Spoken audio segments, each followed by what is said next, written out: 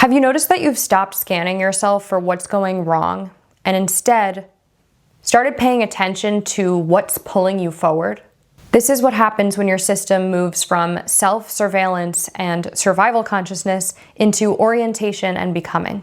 When healing stops being an identity and building and becoming take over instead. Let's talk about what that means and why it matters.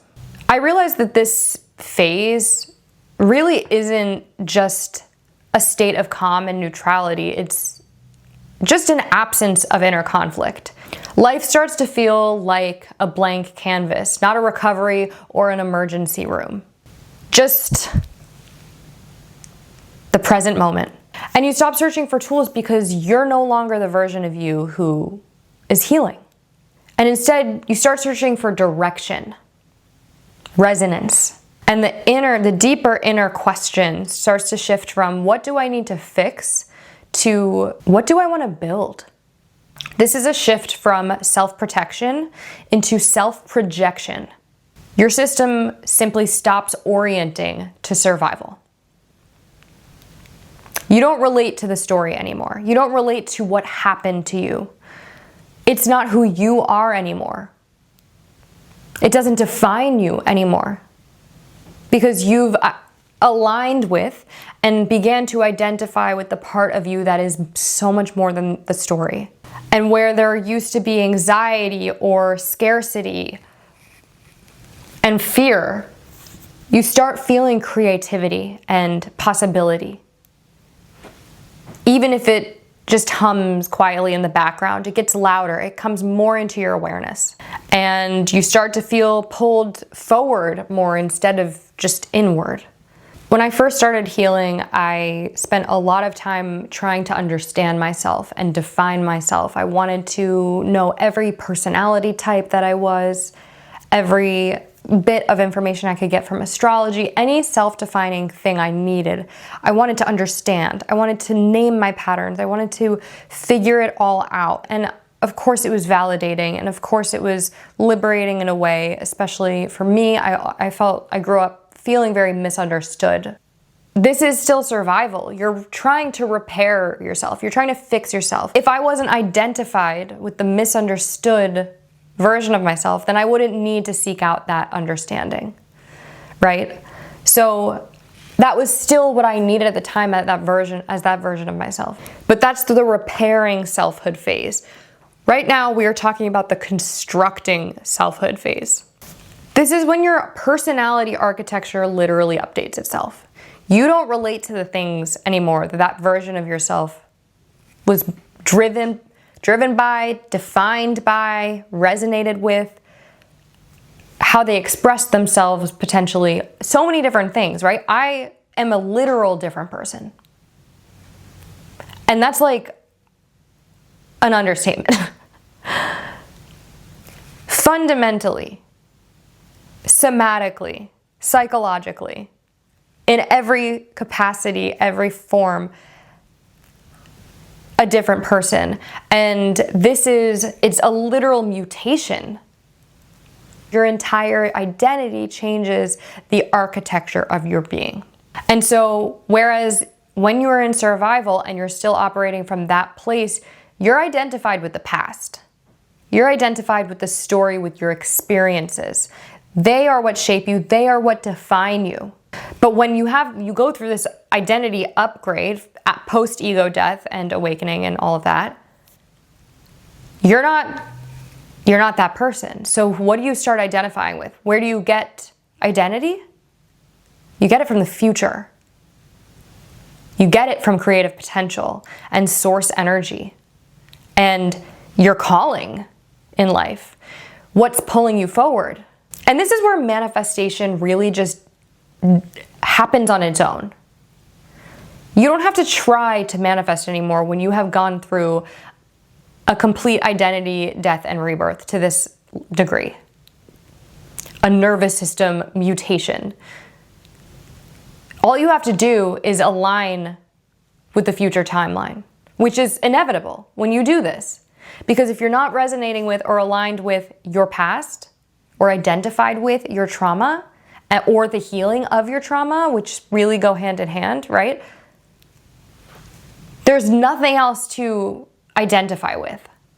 It's literally, those are the only two ways of existing. And you may say, well, I don't know that I'm connecting with the future timeline because I don't think about it or feel that.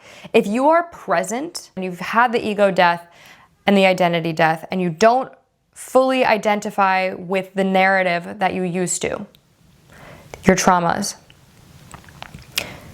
just merely being present and being tapped into this higher consciousness, deeper embodiment, you have opened the door for destiny and higher timelines to pull you forward.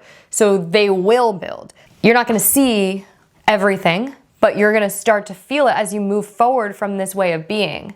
Getting here is the journey. Getting here is the hard part. Once you're here, this is where the self starts to guide. This is creation, by definition. Because if you're not identified with your trauma, even on, a sub or unconscious level, you don't have those parts of yourselves quietly running the show and keeping you in a small little box for safety. You're outside, you've stepped out of that paradigm entirely. There's no more little box. Anything is possible and everything is possible. This is where we have full-blown access to our creative potential. This space, this is the path of actualization. We start literally operating in a different way. This is when we start to want to express instead of explain. When we trust our ability to embody or transmit truth without necessarily having to translate or contort. This is when we want to initiate rather than interpret and build systems instead of analyzing patterns. All you're doing is creating and building. That's your identity.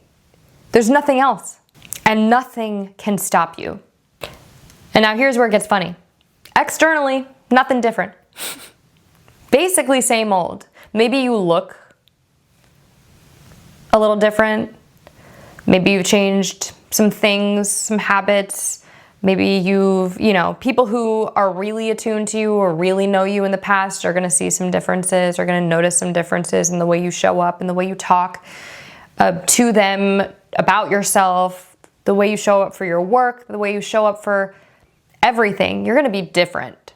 But you may notice around you not much change. Some change, and progressively more and more, but never an overnight shift. Always a gradual process. It's just like a seed in a garden. You don't put the seed into the soil and then water it and then that day it blooms or the next day it blooms. You go through seasons before it really fully blooms. Pretty much all of your choices come from a place of power and inner authority. And I've talked a lot on this channel about how that ruffles some feathers for sure.